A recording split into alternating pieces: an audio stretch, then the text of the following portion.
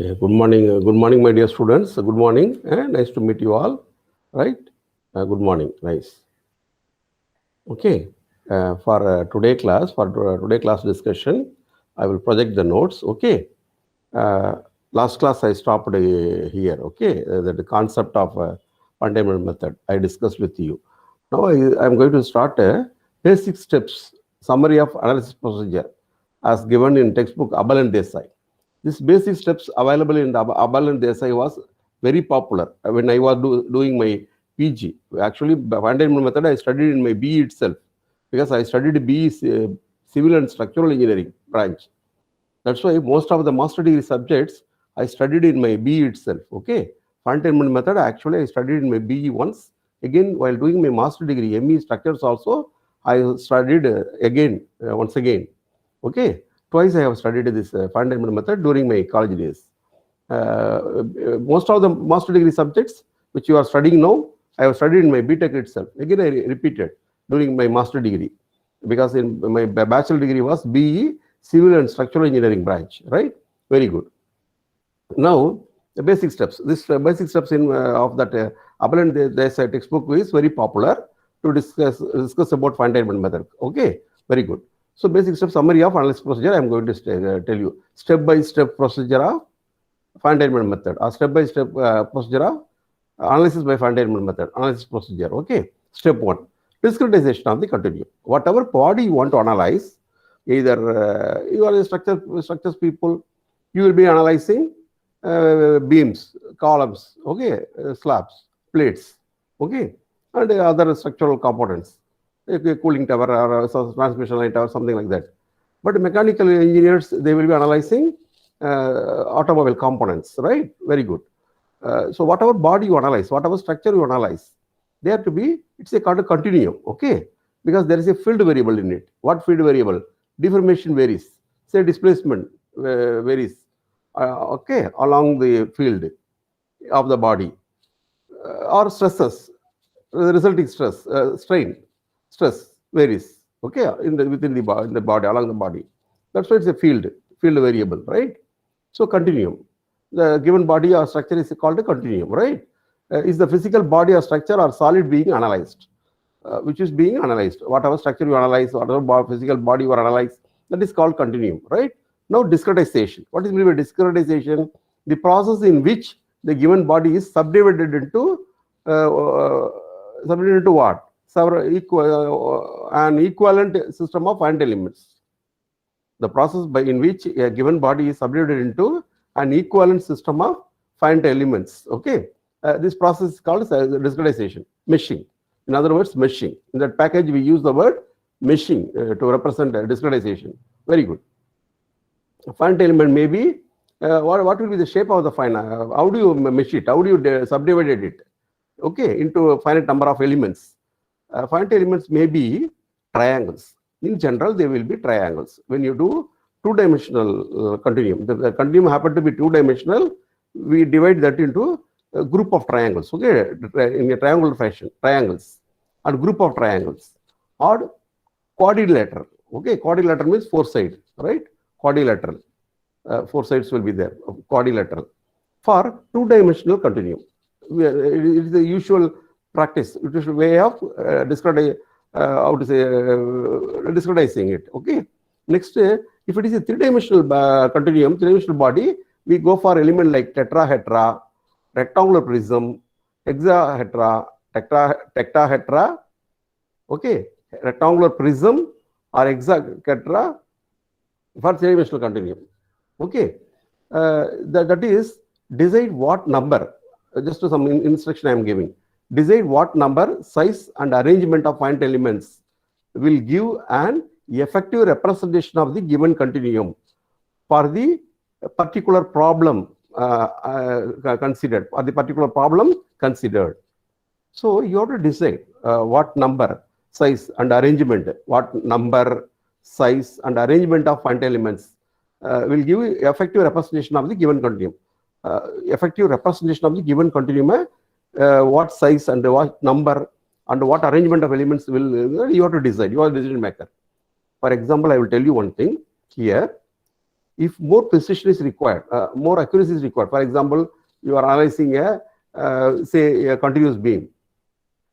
At midspan, sagging bending moment is high. Stress intensity is high. At support, stress intensity is high where? At the top. Where more accuracy required or critical zones, you have to go for finer mesh, where more accuracy is required. At other places, if suppose you feel this place is not important in the field, you can go for larger size elements. Your accuracy will be comparatively less if you choose a larger size element. If you choose finer size element, your solution will be more accurate in those locations. Okay, fine meshing. You can go for critical zones where more accuracy required.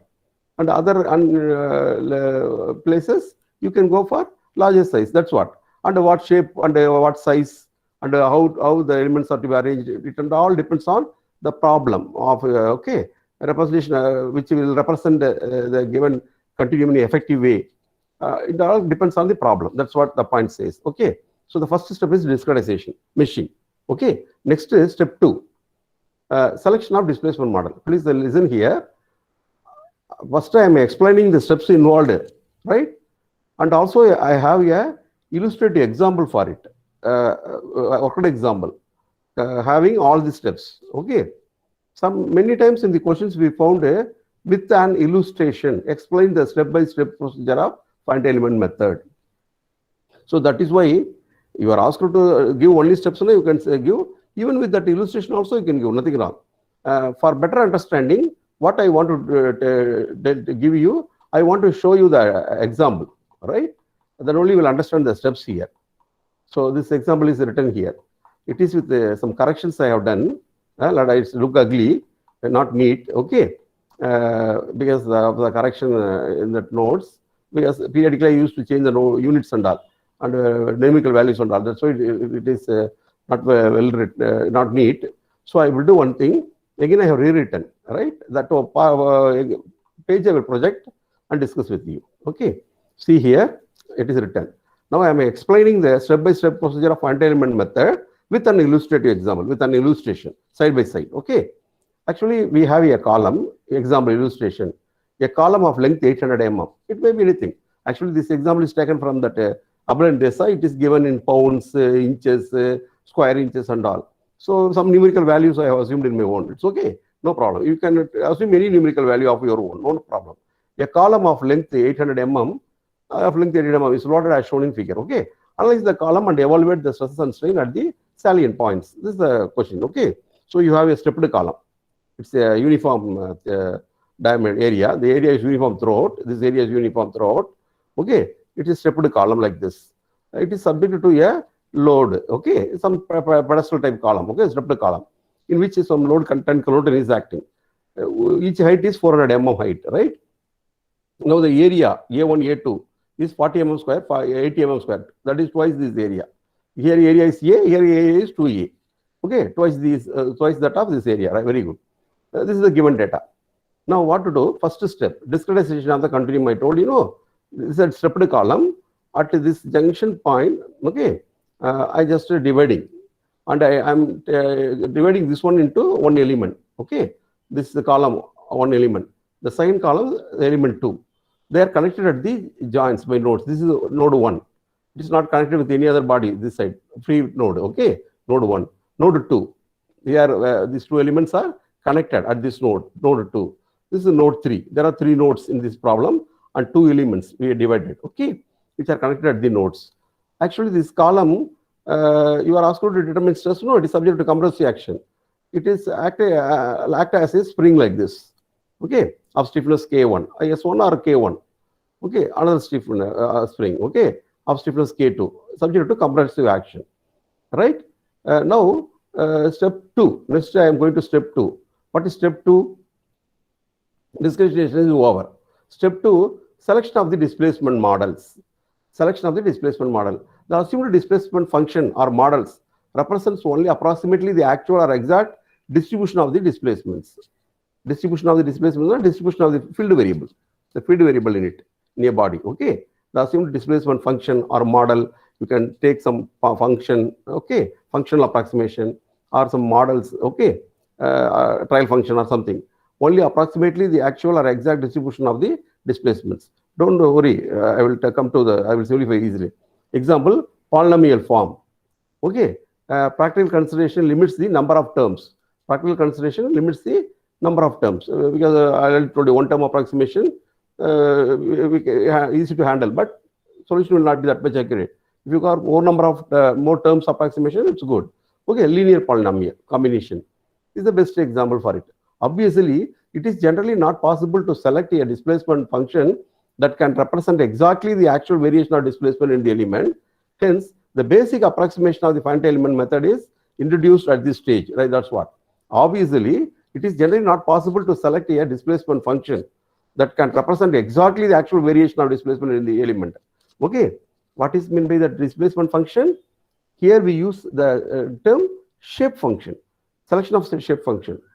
Okay, I already told you there are no simple guidelines available to choose the trial function, something, the analysis method. I told you, no, don't worry. Here we use the term shape function. For that, we have a fixed procedure to derive, to develop shape function. Okay, see, whatever I am talking here, it is for body of any shape, elements of any shape, remember. Generally I am discussing. But in the worked example, we are going to see nice line element, right? No problem. Subject to compressive action, right? Linear element, line element, subject to compressive action.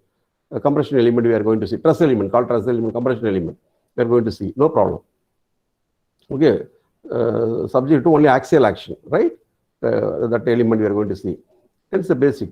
So this discussion and all, selection of displacement model. Actually, in your examples, step 2, you don't select, displacement model. How do you select? You discretize, no. So we discretized it. I'm taking the first element, right? The first column here, first element, having node 1 and 2. I am treating it as a, how do I choose my displacement model? Here I don't assume any shape function here.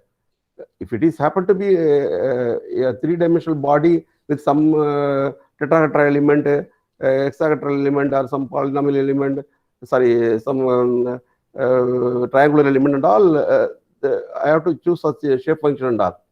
But in this worked example, it's a very line element, just axial element, right? So here displacement model is, I'm going to treat it as a spring. That's what. That is the displacement model. I am going to treat it as a spring here. Okay, spring. Right. Let it be. Step 2. I have written it here. Just I am treating this element as a spring. Okay, subject to compressive action.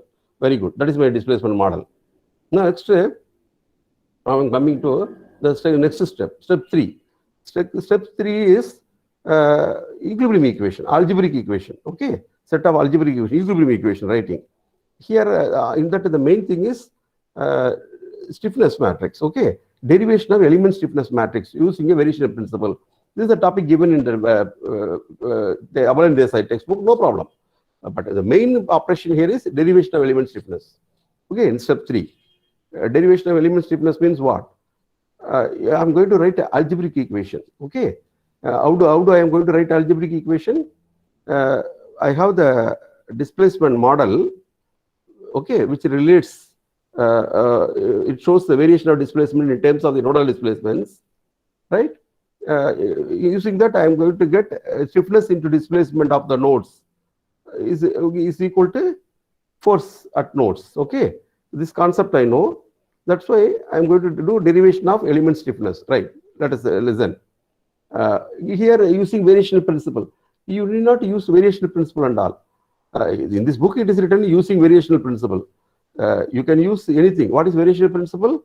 For example, the minimization of potential energy, or extremum, or stationary value of potential energy determination, energy approach if you do. There you are derivating, you are equating the first derivative to 0. No, variational, the first variation to 0. That is why it is called variational principle. Using a variational principle, energy approach, some functional approximation, using some concept like a total potential energy. It's a functional approximation, and then its first derivative must be 0. If it attains, because it attains extremum value or maximum value or minimization of potential energy, it means the slope must be 0. First derivative must be 0. Are you doing this kind of concept? No, that is called variational principle. But in our problem, I am not going to do, in this worked example, I am not going to do variation principle. I am going to use virtual displacement. Okay. Derivation element stiffness matrix, you can do it by using your variation principle or minimum potential energy principle or this virtual displacement principle and so on. Okay, any concept you can use it, or even vectorial treatment. Okay, vectorial treatment of this one. Okay, vectorial treatment will not come here. It's okay, doesn't matter. That's this way you can do it here. Okay, that's what written here. I will go to the work example later. Just let me to go through what I have written here. The stresses. Okay, the stiffness matrix consists of the coefficients of equilibrium equations. Now that's what I'm going to write equilibrium equation. Okay, since there are so many nodes in my body, I will be getting stiffness. The coefficients of that equation is nothing but stiffness matrix into unknown displacement, nodal displacement vector is equal to nodal force vector. That is my equilibrium equation. Equilibrium equation, I am presenting it in matrix form because there are many number of equations. There are a set of equations. Okay, algebraic. They are called algebraic equations. Okay, the stiffness matrix. What is that stiffness matrix? Consists of the coefficient of the equilibrium equations, no doubt, derived from the material geometrical property of an element. Okay, derived from the material and geometrical property of the element. If it's an axial element, what is the deformation in it? Del equal to PL by AE, we know. So therefore, the stiffness P by del is equal to A. Okay, PL by A, AE by L. AEL, AE by L. We are writing no. A geometrical property, E material property, L geometrical property. So from the geometrical and material property, we get this stiffness matrix. That's what the statement, the discussion, the statement says here. Okay. The stiffness matrix consists of coefficients of equilibrium equations derived from the material and geometrical properties of an element and obtained by the use of principle of minimum potential energy. They have written it is not only obtained by the use of principle minimum potential energy, it is also obtained from the principle of virtual displacement, minimum potential energy, or variational principle. Okay, and so on. There are so many approaches involved. Okay, remember. The stiffness relates the displacements at the nodal points. Okay, the nodal displacements. The stiffness relates the displacements at the nodal points, that is nodal displacements, to the applied forces at the nodal points, called the nodal forces. Okay, that's what I told you. We know K into D is equal to Q. Okay, stiffness. That's what the stiffness relates the displacement. Nodal vector we are writing no nodal displacement at the nodes. Okay, nodal displacements to the nodal forces. That's what the statement says. Very good. The distribution of forces applied to the structure are converted into equivalent concentrated forces at the nodes. Remember, actually, the body which we are doing it by finite element method analysis, they're going to be a distributed force. No, even the body force itself is a distributed force.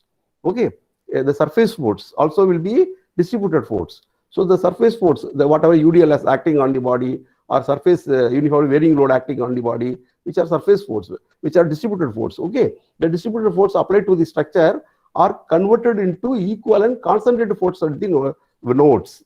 So the loads are the forces are restricted to act only at the nodes. They are converted equivalent concentrated loads are they are converted in the procedure. Remember, accordingly we take the nodal vector, the force vector.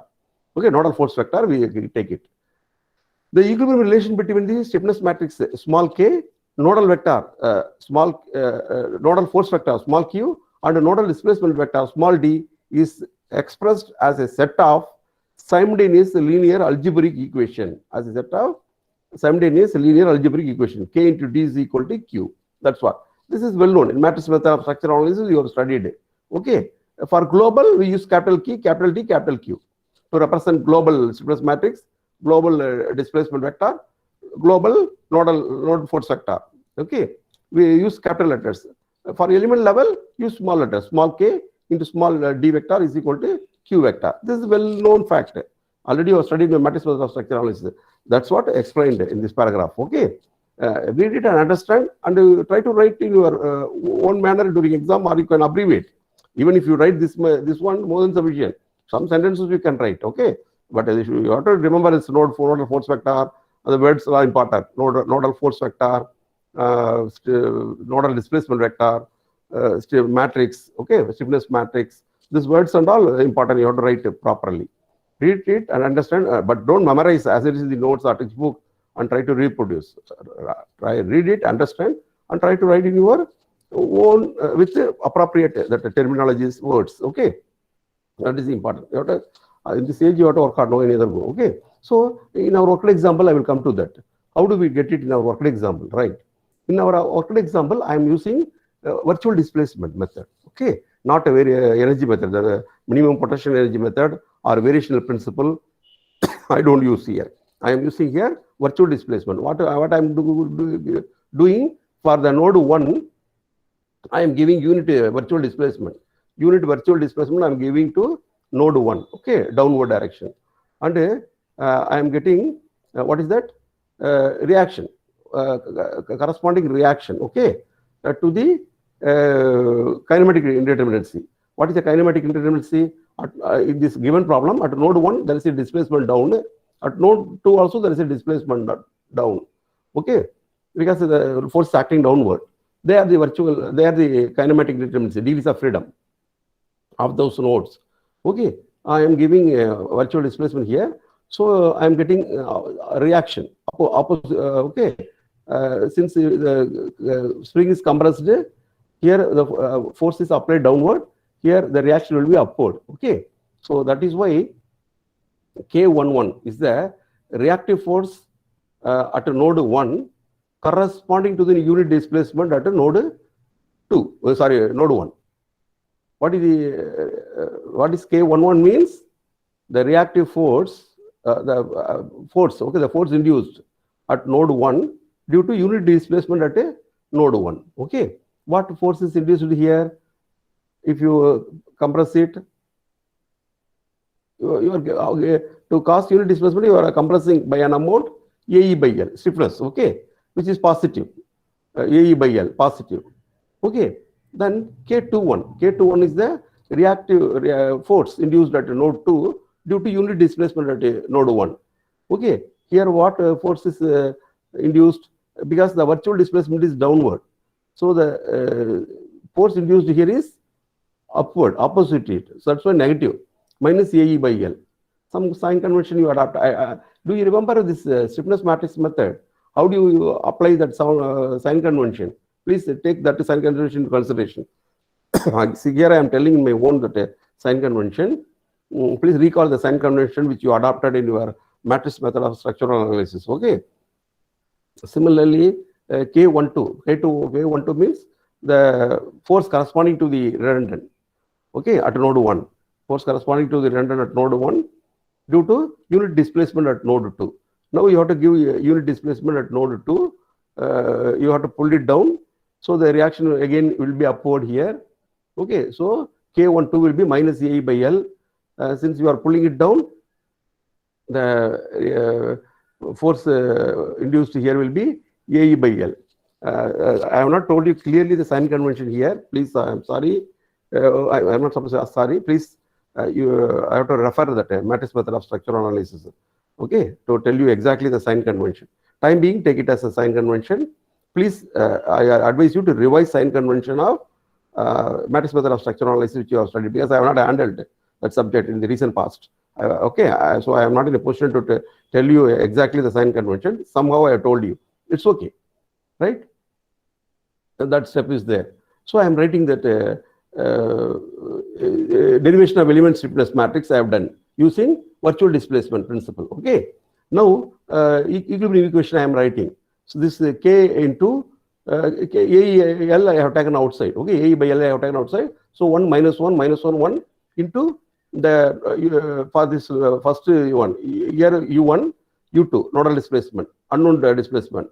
U1 U2 is equal to Q1 Q2, the nodal forces. Okay, at node 1 2 I have written here. Okay, this is my equilibrium equation, algebraic equation. Okay, which is nothing but what is A is given 40 mm square, 40 into E, Young's modulus. The value is not given. Time being, you take it as E. Okay, divided by L. L is given as 400 mm L into 1 minus 1 minus 1 1. Okay, into U1 U2 is equal to here I forgotten to write. That's why I have written here is equal to Q1. What is the nodal force? Is there any force acting at the node? Yes, there is a applied force of 10 kilonewton. That's why it is written as 10,000 Newton. Okay. At node 2, we don't apply any force here. No external load is applied. If any external load is applied, that should be written there. Okay.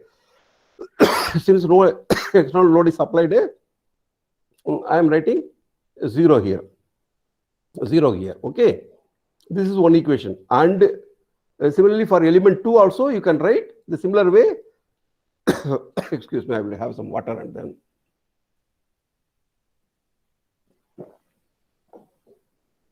Okay.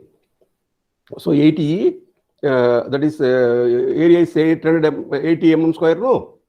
That's why AE. 80E divided by L, 400. L, for signed element also, the height is 400 mm. That's why divided by 400 into, that's why I written and. For signed element, I am writing the equilibrium equation. 1 minus 1 minus 1, 1. Now the displacement is U2, U3 for signed element, U2, U3. Okay. Nodal displacement, U2, U3 is equal to, for signed element, the force here is 0. Here says some reaction is there because it is fixed and no load is acting down. Definitely some support reaction will be there. Take it as R3. The support reaction is unknown. Time we can take it as R3. Okay. So the equilibrium equations or set of equations are written. Now again, once again I have rewritten. Okay. Simplified manner. 400 by 40 by 400 I have written 1 by 10. Okay. E by 10 into same thing. 1 U2 is equal to 10,000 0 and this 80 by 40 I have written 2E. Okay. 2E by 10. 2 by 10 I have written this one. I divided 400 by 80. Not 80, 40. I have divided 80 and 400 by 40 only. 2E. Okay. Okay, some number. Later I will take this 2 inside. Right? U2, U3 is equal to 0 for 3. Now I have rewritten the algebraic equation, the equilibrium equation. Right? For element 1 and element 2. Both are available. So up to that derivation, here the main operation is derivation element stiffness matrix. Actually, we are writing equilibrium equation in step 3. Okay, now I am going to step 4. I will tell you what is step 4. Step 4 is, I am coming to that. Step 4, assemblage of algebraic equations. Okay, for the overall discretized continuum. This is the topic given in Abel Desai textbook. You can write a global stiffness matrix. Okay, assemblage of elements. Development, you can write global stiffness matrix, assemblage of elements. Okay. Global stiffness matrix, assemblage of element, algebraic equations you can write. Okay. This process includes the assembly of the overall or global stiffness matrix for the entire body from the individual element stiffness matrices and the overall or global force or load vector from the element nodal force vectors, no doubt. We do everything. We assemble the algebraic equations, the equilibrium equations. Okay. The basis for an assembly method is that the nodal interconnections required, the displacements at the node to be the same for all elements adjacent to that node. That's what. Continuity should be ensured at nodes. At nodes, the continuity should be ensured now. The basis for an assembling method is that the nodal interconnections require the displacement at a node to be the same for all elements adjacent to the node. If you take any node adjacent to that, there are so many elements, no. The displacement that node should be the same for all elements. It means when you combine, you have to add the displacement of all the nodes there. Okay, I will tell you that. That's what it is written here. Okay, the basic assembly. And overall equilibrium relation will be capital K into D is equal to capital Q. Okay, capital K overall stiffness matrix, capital D equal to nodal global displacement vector, and capital Q is the global load vector. You can add the word global. Again, element stiffness matrix, element displacement vector, element load vector. Here, overall or global stiffness matrix, global displacement vector, global load vector. You can say like that, right? That's what step 4. I have to tell you in the step-by-step procedure. Okay, with the illustration. That's what I'm assembling this 2 equation. Okay, so I'm taking E by 10 outside, and here 1 is there. Here -1 is there, that I have written. Here because see, remember this is K11. I already written. No, what is that? Here K11, K21. No, here K11, K21, K, actually, the first row, no, K11, okay, K11, K21, K12, K22, okay. Signed algebra value numeric must be node 1. The signed row, the signed node, okay. So K11, K12, K21, K11, K12, okay, K12, K22, right? Okay, this one. What is this? This is K. What is that? 2, no. This is K22, K22, K32, okay, and then K32, K33, okay. Here see, K22 comes here, K22 comes here. This also K22, this also K22.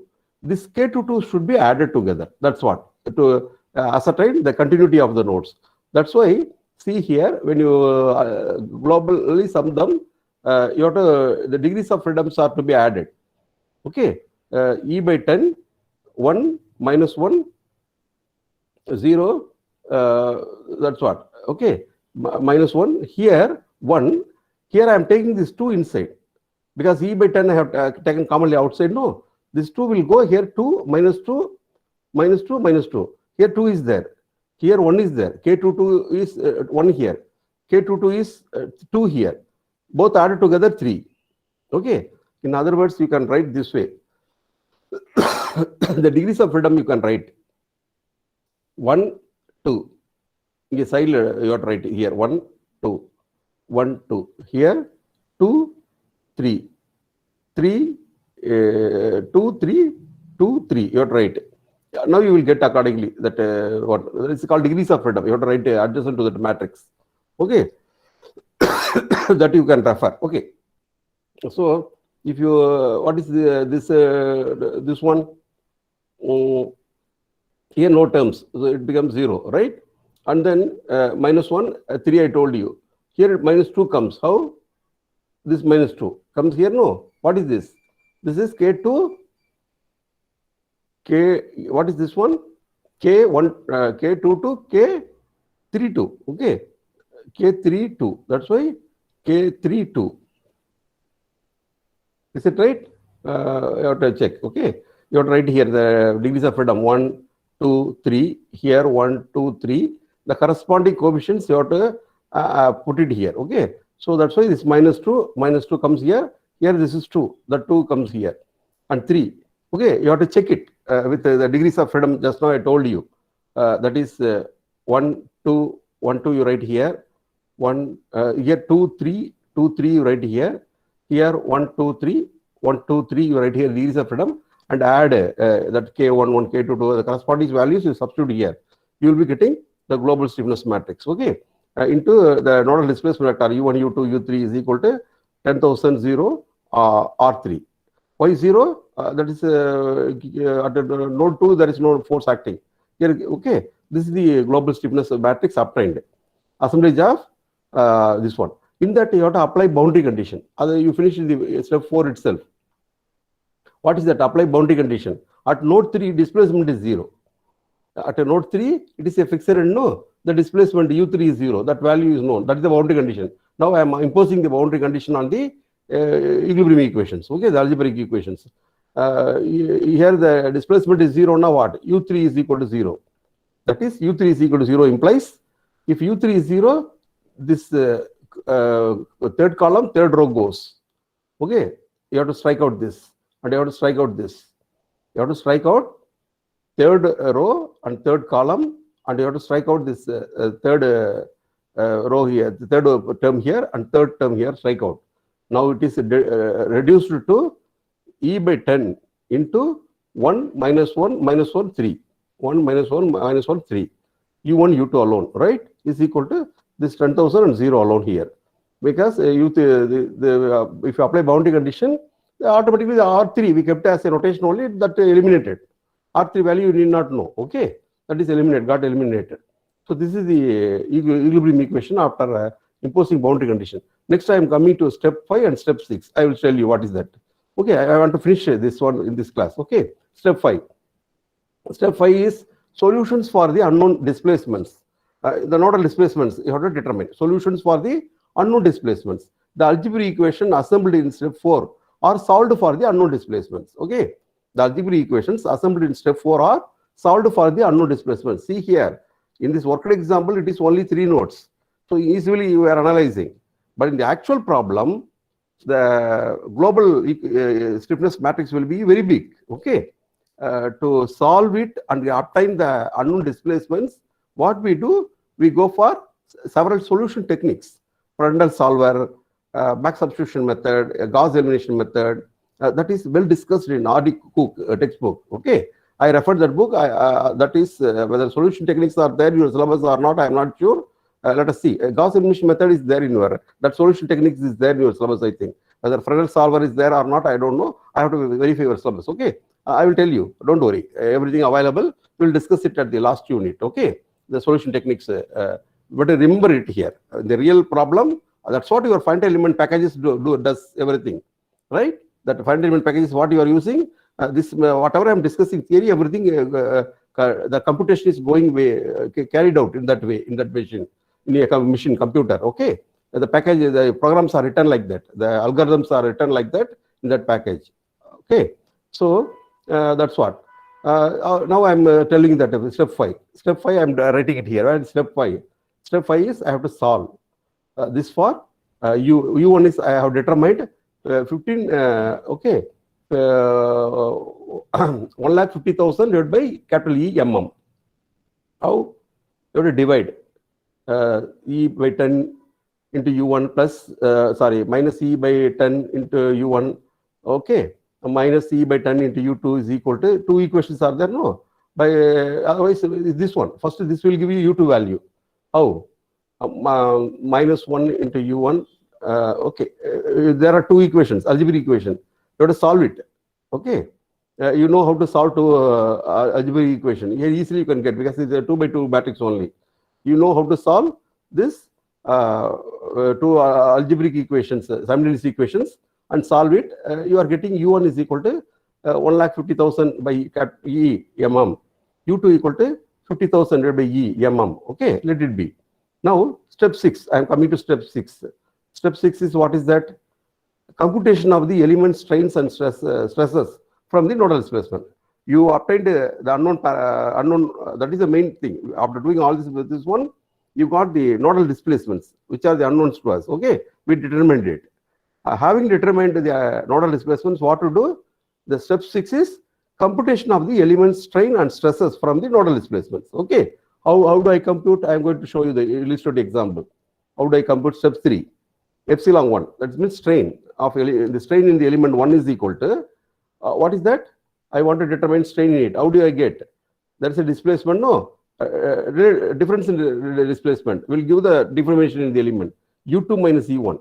See, this node deform U1 amount, this node moves U2 amount, so U2 minus U1 will give you the deformation in the element. This, okay, that divided by length of the element.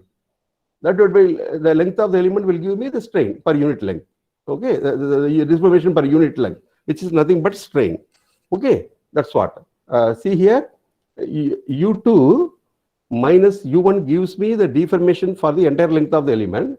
That divided by the length of the element will give me the deformation per unit length, which is nothing but the strain. Okay, that's what I have written here. Where is that? I have written here. Where is that? Here. U2 minus U1 divided by L. Okay, that is 400 mm written. So minus U2 is this one, U1 is this one. So if I deduct 50,000 from 1,50,000, I am getting 1 lakh divided by 400 E, which is equal to minus 250 by E. Okay, which is equal to minus 250 E. Please see here, when I write U2 minus U1, I am getting negative sign. How? U2 minus U1, because this is a lower value. This means this no higher value. That's why when negative sign I am getting negative. Okay, minus 250 by E I am getting. Let it be. Next to epsilon 2, strain in single element equal to U3 minus U1 divided by L, that is 400, which is equal to U3 minus U1. U3 is 0. minus U1 is, I'm sorry, it is wrongly written. Oh, it is this U2. It's not U1. I'm sorry, it's wrongly written. This is U2. U3 minus U2 divided by L. Okay. U3 minus U2 will give me deformation of the signed element. That would be length of the element will give me the strain in that element. Okay. That's what. U3 minus U2 divided by 400. It's not U1, it's U2. Please listen. Okay. That is equal to U3. U3 is 0. Okay. Because it is support constrained. Already I have written U3 is 0 here. Okay. U3 is 0 minus U1. That's why minus n we are getting. Minus 50,000 E, 400 E. Okay. That is equal to minus 125 divided by E. Now, stresses. This is the strain. How do you get stress? Sigma 1 equal to Young's modulus into strain. Okay. Epsilon. So already minus 250 by E is there. If you multiply it with the E, Young's modulus, the E goes. Okay. Only minus 250 Newton per mm square. Sigma 2 equal to minus 125 Newton per mm square. So the negative sign indicates it's a compressive stress, compression. The element is compressed. The stress induced is a compressive stress. That's why automatically you are getting negative sign in it. Okay. So this is the illustrative example. With the help of the illustrative examples, we nicely seen the basic steps involved in Fontainebleau method. For this, we have chosen a very simple problem. This will give you some idea how does that package works. Most of the Fontainebleau packages works. The principle behind it, how the flow of computation is being carried out in it. You are understood? No. But for that we have chosen a very simple element. You think in the real analysis, we take if it is a line element, okay, or a two-dimensional element, triangle, tetrahedral, whatever you consider, or body element, okay, whatever three-dimensional element you consider, in that for which we have to develop shape function. Even for a line element, we are going to develop shape functions. Okay, that and all you are going to see in detail. Here, இது வந்து just trial. இது சொல்லுவாங்கல்ல, அது என்னது main picture இனிமேல் தான் வரப்போகுது. Okay, இப்போ any movies released what is that word மறந்துட்டேன். It's okay. மெயின் பிக்சர் இனிமேல் தான் பார்க்க போகிறவங்க. இது வெறும் ட்ரையல் தான்மா, மெயின் பிக்சர் இனிமேல் தான் வரப்போகுதுங்கிற மாதிரி தான் இது. Okay, still we are going to see main pictures. Okay, how to derive element stiffness matrix for several types of one-dimensional element, two-dimensional element, three-dimensional element, everything we are going to see. How to develop shape function. To develop a shape, we are going to obtain shape function. From that, we are going to develop a strain displacement matrix. From strain displacement matrix, we are going to get element stiffness matrix. To develop element stiffness matrix, we are going to do some integration. Okay, that is nice integration, usual conventional integration. Okay, how to say regular integration. We are going to do that. That can be programmed in a computer. Okay, no problem. That integration it will carry out. Finally, it will give us the element stiffness. Okay, and all in detail we are going to see. And in the second unit called the element properties. Okay, almost the first unit is over with this. With this, the first unit is almost over. In the second unit, we are going to see in detail the element stiffness matrix. The properties of elements. The properties of elements in which we are going to see mostly how to develop shape function for it. The displacement models called shape functions for it. Okay, which is nothing but shape function is a function which relates. It represents the variation of displacement within an element in terms of the displacements of the nodes called nodal displacements. Okay, that shape function going to represent the variation of displacement within an element in terms of the nodal displacements. Okay, that's what we are going to do that. With this, I will stop. Okay, just I will record your names. Few minutes. I will record your names.